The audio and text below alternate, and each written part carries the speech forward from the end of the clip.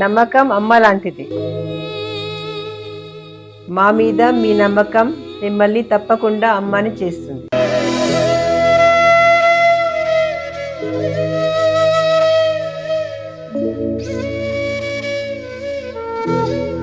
నేడు ఎంతో మంది మా మీద నమ్మకంతో అమ్మాయారు. మీకోసం అమ్మతనం ఎదురు చూస్తుంది. వివరాలకు సంప్రదించండి. Kiran infertility centre, Hyderabad, Bengaluru, Chennai, Delhi. ఎంతో మహానుభావుడవు నీవు, ఎంతో చక్కని దేవుడవు. మొదలా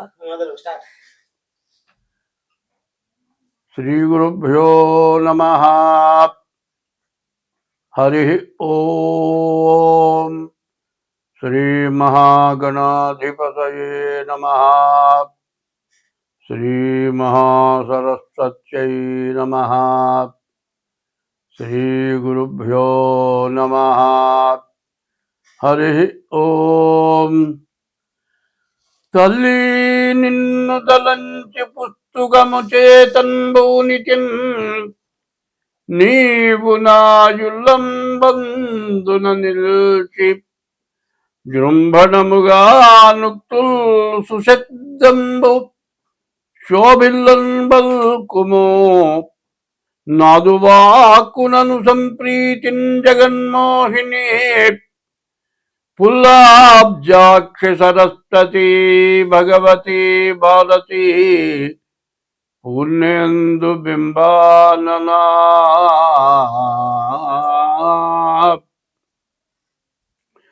అరజన్ శంతను పుత్రుపై విదురుపై అక్రూరుపై గుబ్జపై నరుపై ద్రౌపదిపై కుచేలునిపయన్నందవ్రజశ్రేణిపై పరగంగల్గు భవత్కృపాల సమునాపై కుంతరా నిమ్ము నీ చరణాబ్జంబులు నమ్మినాడ జగదీశా. కృష్ణ భక్త ప్రియా.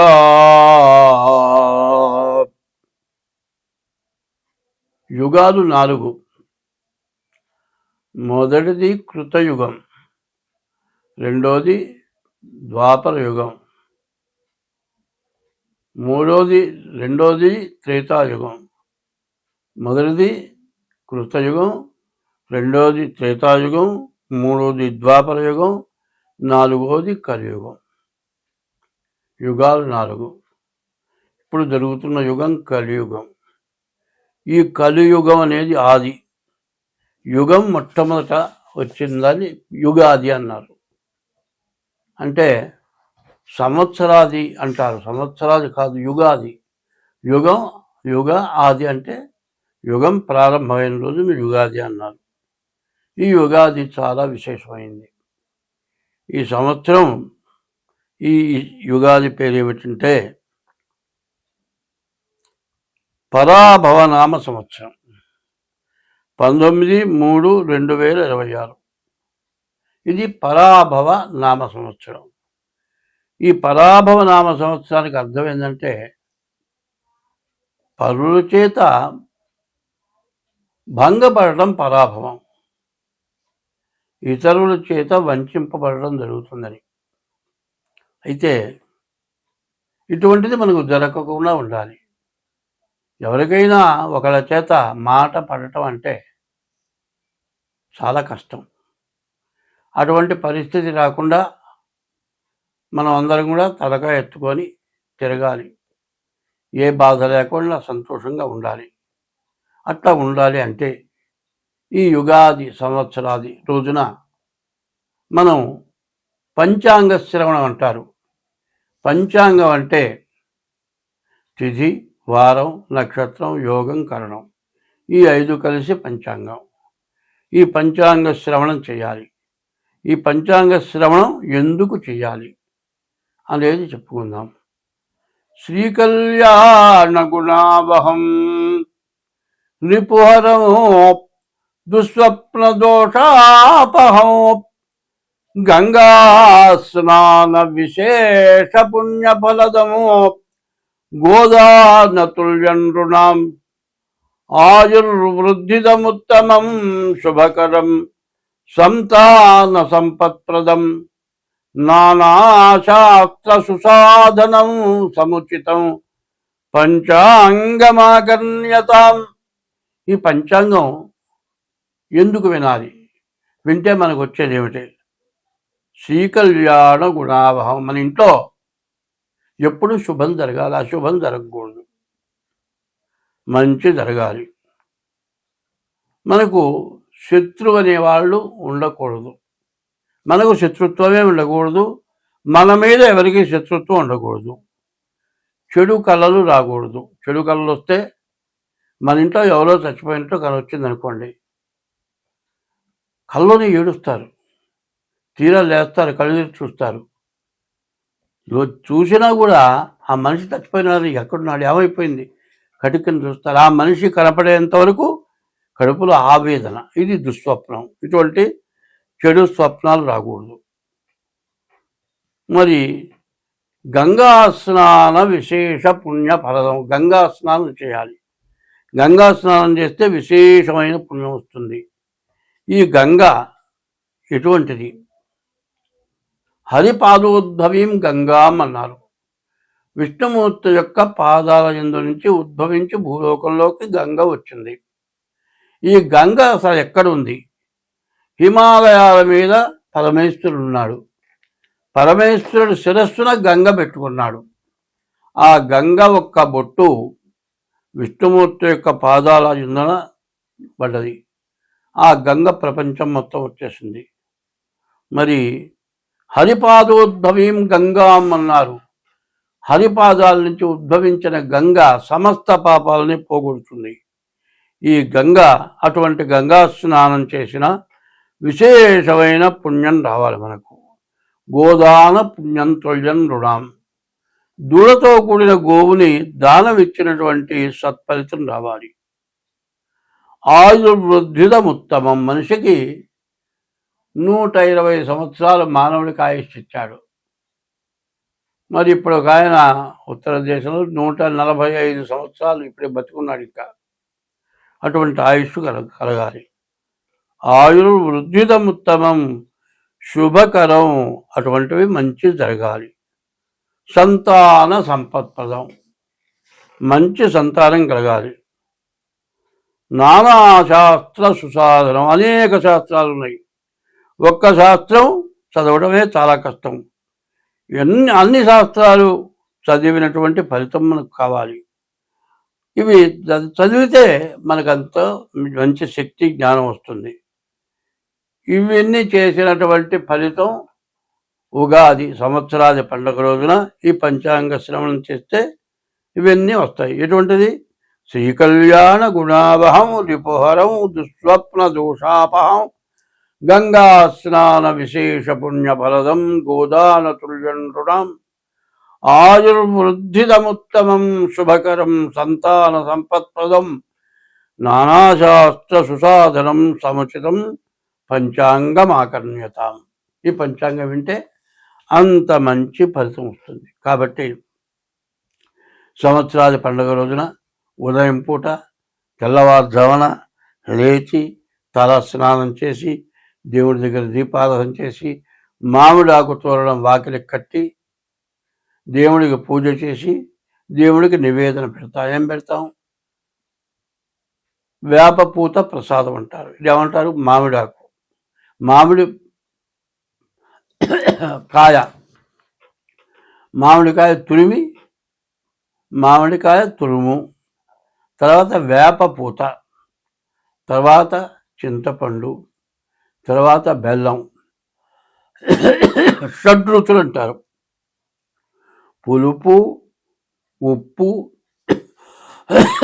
తీపి, చేదు, వగరు. ఈ షడ్రుచులు కలిగినటువంటి ప్రసాదాన్ని మనం తీసుకుంటాం. ఇది దేనికి? మన ఆరోగ్యం బాగుపడుతుంది, మంచి జ్ఞానం కలుగుతుంది. తర్వాత ఇన్ని రకాలు నాలుక తగలగానే ఒళ్ళు గగురు పొడుస్తుంది. విపరీతమైన పిలుపు కానీ విపరీతమైన చేదు కానీ నోటికి తగిలితే మరి ఒళ్ళు గగురు పడుస్తుంది. అయితే కష్టం కానీ సుఖం కానీ బాధ కానీ దుఃఖం కానీ సర్వాన్ని మనం సమర్థించుకొని మనం ముందుకు వెళ్ళాలి.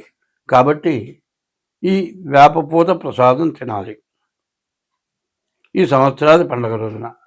ఇది పంచాంగ శ్రవణం. ఈ విధంగా పంచాంగ శ్రవణం చేస్తే మనకు అంతా శుభం కలుగుతుంది. ఎటువంటి గ్రహస్థితులు బాగుండకపోయినా మనకు మేలు జరుగుతుంది.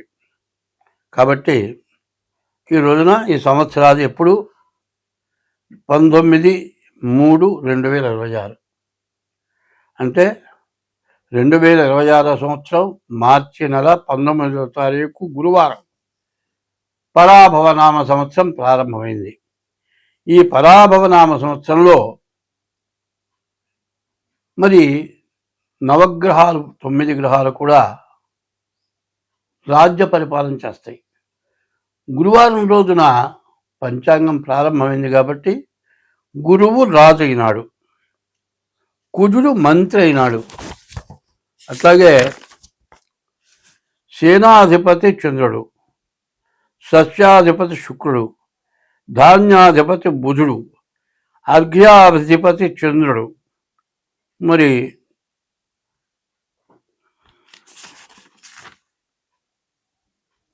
అర్ఘ్యాధిపతి చంద్రుడు, మేఘాధిపతి చంద్రుడు, రసాధిపతి సూర్యుడు, నీరసాధిపతి శుక్రుడు. ఇట్లా 9 గ్రహాలకి 9 యొక్క స్థానాలు వచ్చినాయి. మరి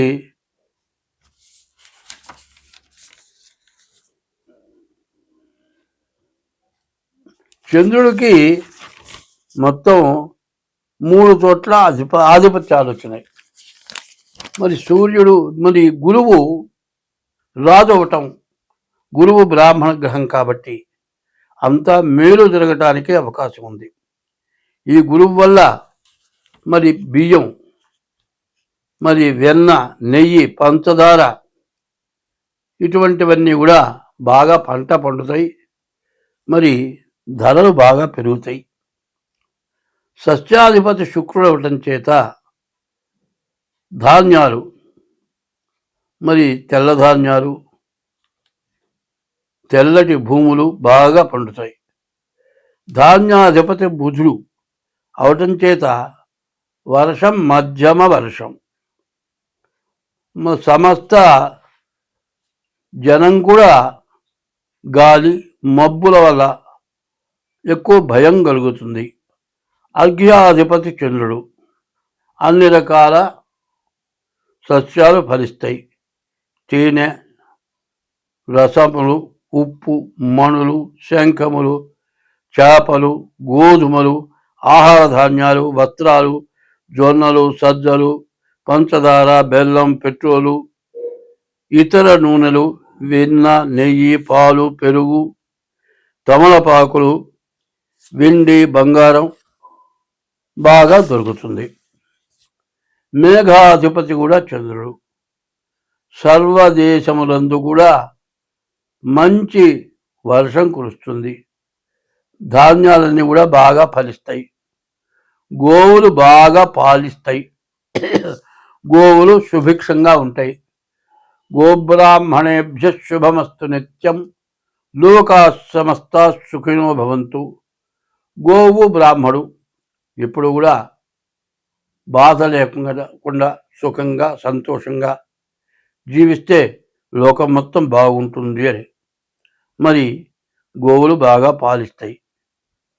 మరి సూర్యుడు రసాధిపతి. నెయ్యి, నూనె, బెల్లము, తేనె, వేరుశనగ, కొబ్బరి నూనె, ఆముదం, అవిసె నూనె, నువ్వుల నూనె, చింతపండు, నిమ్మ, నారింజ, మామిడి ఇటువంటివన్నీ కూడా బాగా ఫలిస్తాయి. నీరసాధిపతి శుక్రుడు. కర్పూరం, అగరు, చందనం, బంగారం, వెండి, ముత్యాలు, వస్త్రాలు బాగా దొరుకుతాయి. కొంచెం ధరలు మాత్రం పెచ్చుగా ఉంటాయి. ఇది నవనాయకుల యొక్క ఫలితం. అయితే ఇంకొక విషయం మనం పూర్తిగా తెలుసుకోవాలి. 27 నక్షత్రాలు ఉన్నాయి. ఈ 27 నక్షత్రాలని కూడా 3 భాగాలు చేస్తున్నాం. అంటే 3 భాగాలు, ఒక్కొక్క నక్షత్రాన్ని 3 భాగాలు. అంటే సంవత్సరానికి 3 భాగాలంటే 4 నెలలు ఒక భాగం. 4 3 12 నెలలు. మొదటి భాగం 4 నెలలు, రెండవ భాగం 4 నెలలు, మూడవ భాగం 4 నెలలు. అట్లాగే అశ్విని దగ్గర నుంచి రేవతి వరకు 27 నక్షత్రాలకి కందాయాలు అంటారు. ఈ 3 కందాయాలు, మొదటి కందాయం 4 నెలలు, రెండవ కందాయం 4 నెలలు, మూడవ కందాయం 4 నెలలు, 12 నెలలు కూడా ఎట్టా ఉంది చూద్దాం. అశ్విని నక్షత్రం విషమే శ్రద్ధలాభస్యాత్. బేసి సంఖ్య వస్తే అర్ధలాభం.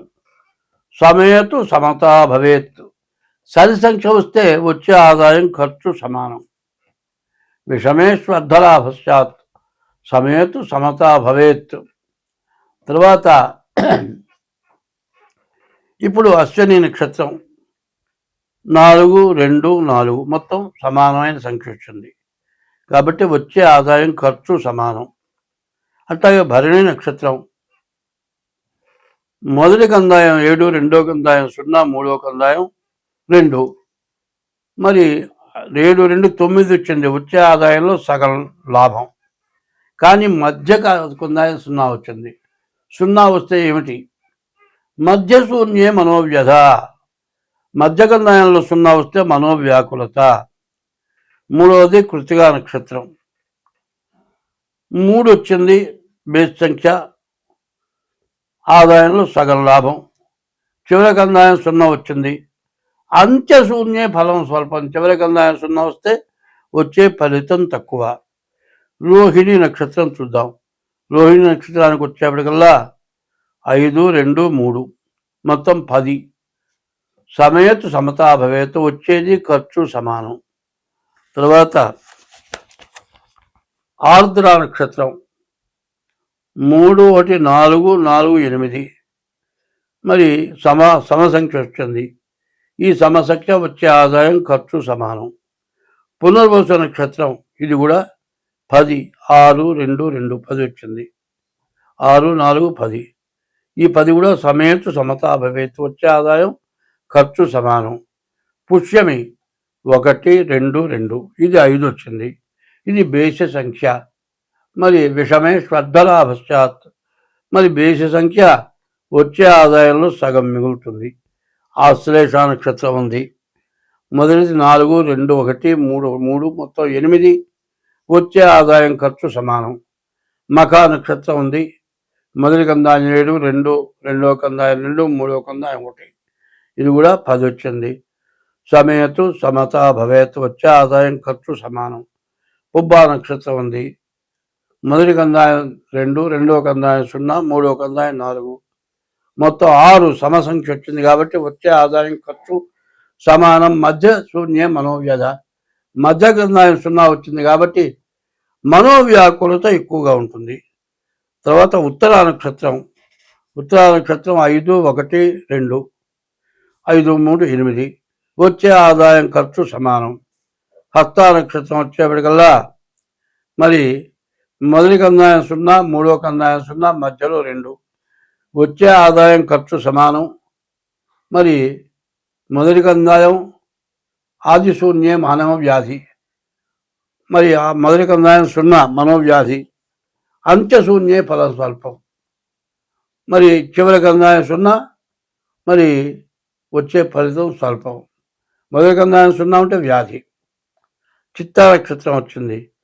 చిత్తా నక్షత్రానికి వచ్చేప్పటికల్లా 3 3 6 వచ్చింది. మధ్య కందాయం 0. మధ్య శూన్య మనోవ్యాకులత ఎక్కువగా ఉంటుంది. వచ్చే ఆదాయం ఖర్చు సమానం. స్వాతి నక్షత్రం వచ్చింది. 6 1 1 మొత్తం 8 వచ్చింది. ఇది వచ్చే ఆదాయం ఖర్చు సమానం. విశాఖ నక్షత్రం వచ్చింది. మరి 1 2 4 4 3 7 వచ్చింది కాబట్టి వచ్చే ఆదాయంలో సగం ఆదాయం మిగులుతుంది.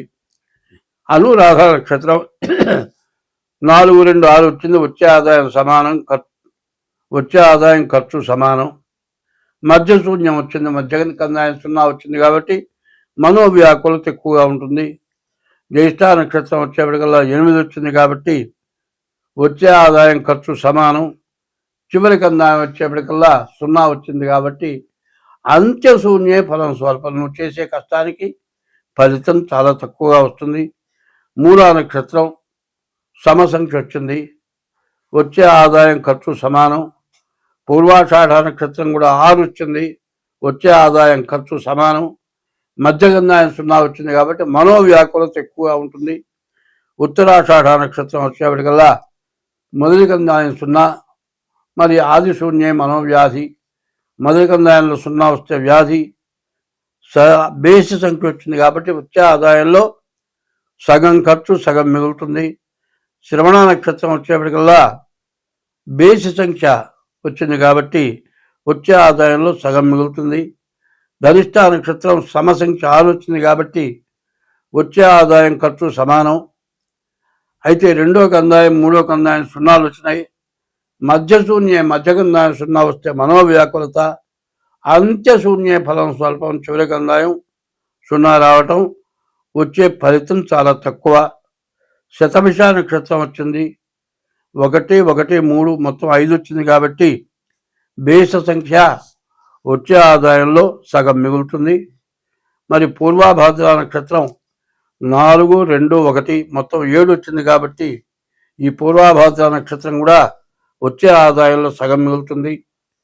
ఉత్తరాభాద్ర నక్షత్రం కూడా 7 4 11 మరి బేస్ సంఖ్య వచ్చింది కాబట్టి వచ్చే ఆదాయంలో సగం మిగులుతుంది. మధ్యగంధాయం 0 ఉన్నది కాబట్టి మధ్యశూన్యే మనోవ్యాకులత ఉంటుంది. రేవతి నక్షత్రం 2 1 2 5 వచ్చింది కాబట్టి వచ్చే ఆదాయంలో సగం మిగులుతుంది. ఇది ఆదాయ వ్యయాలు. ఇవి కందాయ ఫలాలు చెప్పుకున్నాం. ఇప్పుడు ఆదాయ వ్యయాలు చూద్దాం. వచ్చే ఆదాయం అంతా ఖర్చు అంతా. మేషరాశి వాళ్ళకి 11 ఆదాయం, 5 ఖర్చు, 6 మిగులుతుంది. వృషభ రాశికి 5 ఆదాయం, 14 ఖర్చు, అంటే 9 ఎదురు పడుతుంది. మరి మిథున రాశికి వచ్చేప్పటికి 8 ఆదాయం, 11 ఖర్చు. మూడో రాశి మిథున రాశి, 8 ఆదాయం, 11 ఖర్చు, అంటే 3 ఎదురు అప్పు తేవాలి. కర్కాటక రాశి 2 ఆదాయం, 11 ఖర్చు, 9 బాకీ. సింహరాశి 5 ఆదాయం, 5 ఖర్చు, వచ్చే ఆదాయం ఖర్చు సమానం. మరి కన్యారాశి 8 ఆదాయం, 11 ఖర్చు, అంటే 3 అప్పు. 7 తులారాశి 5 ఆదాయం, 14 ఖర్చు, 9 బాకీ. మరి వృశ్చిక రాశి 8 వృశ్చిక రాశి 11 ఆదాయం, 5 ఖర్చు, అంటే 6 మిగులుతుంది. ధనుస్సు రాశి 14 ఆదాయం, 11 ఖర్చు, 3 మిగులుతుంది. 10 మకర రాశి 2 ఆదాయం, 8 ఖర్చు, కాబట్టి 6 మిగులుతుంది. 11 కుంభరాశి 2 ఆదాయం, 8 ఖర్చు, అంటే 6 అప్పు చేయాలి. మరి 12 మీనరాశి 14 ఆదాయం, 11 ఖర్చు, 3 బాకీ తేలుతుంది. ఇది ఆదాయ వ్యయాలు. చివరిది రాజపూజ్యం, రాజావమానం. అవమానం ఎంత? మంచిని పెంచుకోవడం ఎంత? చెడుని పెంచుకోవడం ఎంత? మంచివాడిగా పూజింపబడటం ఎంత? చెడువాడిగా తిట్లు తింటం, మరి బాధలు పట్టడం ఎంత అనేది తేలుతుంది. మేషరాశి 11 రాజపూజ్యం, 5 రాజావమానం. 11 చోట్ల పూజింపబడతారు, 5 చోట్ల అవమానపడతారు. 2 వృషభ రాశి 5 రాజపూజ్యం, 5 చోట్ల పూజింపబడతారు, 14 చోట్ల అవమానింపబడతారు. మిథున రాశి 8 చోట్ల పూజింపబడతారు, 11 చోట్ల మరి అవమానపడతారు. కర్కాటక రాశి 2 చోట్ల పూజింపబడతారు, 11 చోట్ల అవమానింపబడతారు. 5 సింహరాశి 5 చోట్ల పూజింపబడతారు, 5 చోట్ల అవమానపడతారు. 6 కన్యారాశి 8 చోట్ల పూజింపబడతారు, 11 చోట్ల అవమానపడతారు. 7వ రాశి తులారాశి. తులారాశికి 5 చోట్ల పూజింపబడతారు, 14 చోట్ల అవమానపడతారు. 8 వృశ్చిక రాశి. 11 చోట్ల పూజింపబడతారు, 5 చోట్ల అవమానింపబడతారు. 9 ధనుస్సు రాశి. 14 చోట్ల పూజింపబడతారు, 11 చోట్ల అవమానింపబడతారు. 10 మకర రాశి. 2 చోట్ల పూజింపబడతారు, 8 చోట్ల అవమానింపబడతారు. 11 కుంభరాశి. 2 చోట్ల పూజింపబడతారు, 8 చోట్ల అవమానింపబడతారు. మీన రాశి. 14 చోట్ల పూజింపబడతారు, 11 చోట్ల అవమానింపబడతారు. 2026 సంవత్సరం పరాభవనామ సంవత్సరం. 7వ రాశి తులారాశి. ఈ తులారాశికి చెప్పాలి అంటే 4 గ్రహాలు బాగున్నాయి.